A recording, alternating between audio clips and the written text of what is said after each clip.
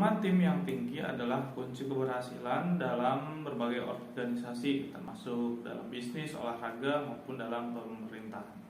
Membangun performa tim yang efektif membutuhkan kerjasama dan komunikasi yang kuat, serta pemahaman yang jelas tentang tujuan dan tanggung jawab individu di dalam tim. Assalamualaikum warahmatullahi wabarakatuh. Kembali lagi dengan saya di lanjutan video minggu kemarin. Di video kali ini saya sedikit akan sharing tentang pelajaran yang saya pelajari di minggu sebelumnya tentang membangun performa tim. Nah, pertama-tama, membangun performa tim yang efektif dimulai dengan memastikan bahwa setiap anggota tim memiliki pemahaman yang jelas tentang tujuan dan tanggung jawabnya. Ini melibatkan pembangunan tujuan dan spesifik terukur untuk tim, dan membuat setiap anggota tim memahami peran mereka dalam mencapai tujuan tersebut. Hal ini dapat dilakukan dengan memberikan setiap anggota tim tanggung jawab yang jelas dan mendefinisikan harapan yang spesifik terhadap setiap tugas yang harus dilakukan. Itu yang coba saya terapkan kepada tim saya.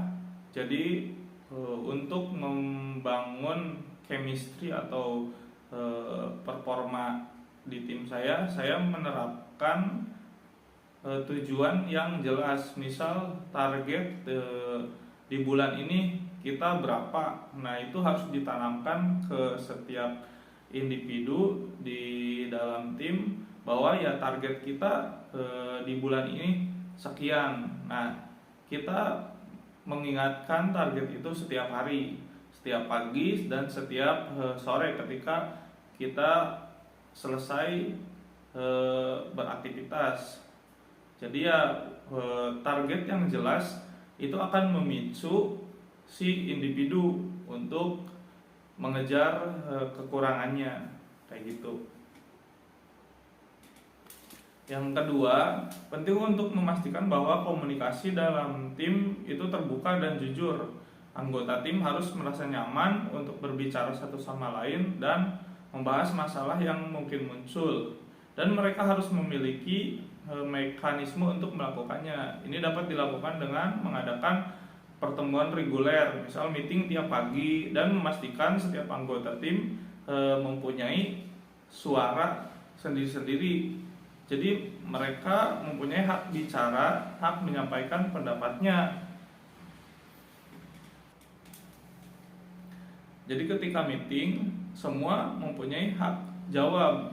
Jadi nggak ada omongan yang ini lebih penting, omongan yang itu lebih penting. Jadi semua menyampaikan haknya masing-masing. Nah, itu bisa membangun komunikasi yang lebih luas.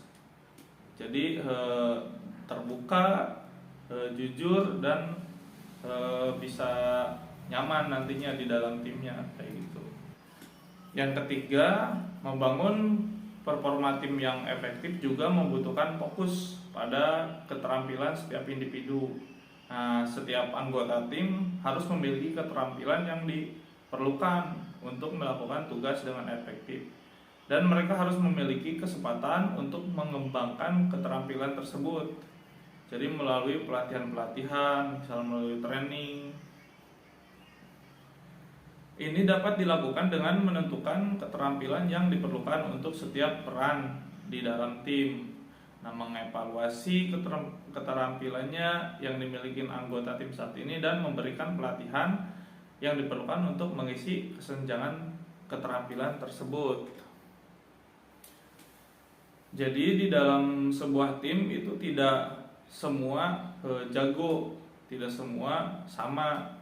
Jadi ada beberapa yang emang udah jago, ada yang beberapa yang masih newbie atau pemula. Nah, untuk mengisi kesenjangan tersebut biasanya saya melakukan pelatihan, entah itu pelatihan dari saya atau sharing antara tim dengan menciptakan komunikasi yang baik. Jadi selain mempererat si hubungan di dalam tim, itu juga bisa saling berbagi pengalaman. Jadi yang tadinya marketingnya yang baru join, belum tahu apa-apa, dengan tahu pengalaman langsung di lapangan, dengan cerita-cerita yang marketingnya udah lamanya, yaitu bisa menghilangkan kesenjangan itu. Secara tidak langsung nanti skill yang baru join pun ikut naik, dikarenakan ya udah tahu dari pengalaman-pengalaman yang seniornya. Yang keempat, dalam membangun performa tim yang efektif melibatkan pemberian feedback yang berkelanjutan. Jadi setiap anggota tim harus diberi feedback secara teratur tentang kinerjanya, baik positif maupun negatif, dan mereka harus diberi kesempatan untuk memperbaiki kinerja mereka. Ini dapat dilakukan dengan memberikan feedback secara teratur melalui proses ya tadi evaluasi dan melalui diskusi terbuka di dalam briefing.